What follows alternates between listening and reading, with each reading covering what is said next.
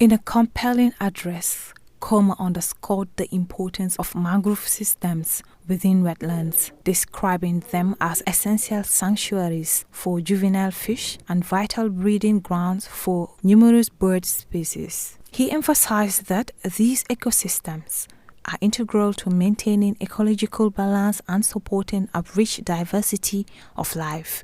Komma voiced a deep concern over ongoing degradation of mangrove habitats, which he referred to as the lifeblood of wetlands. He cautioned that their destructions poses a dual threat to both wildlife populations and the overall resilience of coastal environments. Mangrove ecosystems,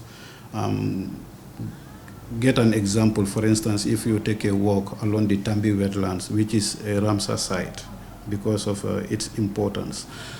We have destroyed diverse mangrove ecosystems there, so which in turn will have a devastating effect on our daily livelihoods, because if we destroy the mangrove, these are ecosystems for controlling floods, controlling storm surges, as well as coastal erosion.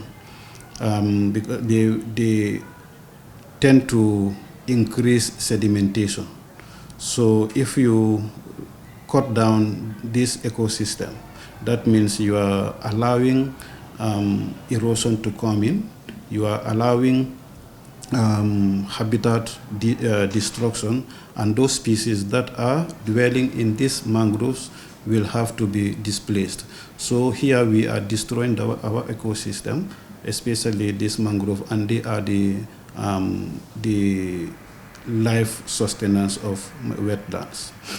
As an environmental specialist, Komma detailed the NEA strategy programs to safeguard wetland ecosystems. He highlighted the agency's commitment to enforcing regulatory frameworks such as the National Environment Management Act and stressed the critical need for community sensitization. According to Komma, empowering local populations with knowledge about mangrove socio-economy and environmental value is key to long-term conservation. Have policies in place for regulating issues affecting the environment.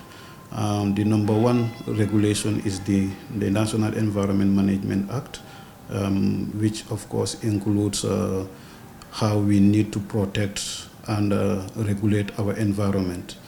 You go to other institutions, they have their regulations and acts. For instance, the Forestry Act, the Biodiversity Act, the National Biodiversity Strategic Action Plan, which they call NBSAP, etc. So all of these have a component on regulating this ecosystem. So this is number one strategy that we can use. The other one is sensitizing the communities. If you take a walk along our coastal ecosystems, including the riverbanks, most from here all the way to somewhere around up to around Kauru, for instance, all those areas are flanked by mangroves. Lamin Komma also identified plastic pollution as one of the greatest threats to wetland sustainability.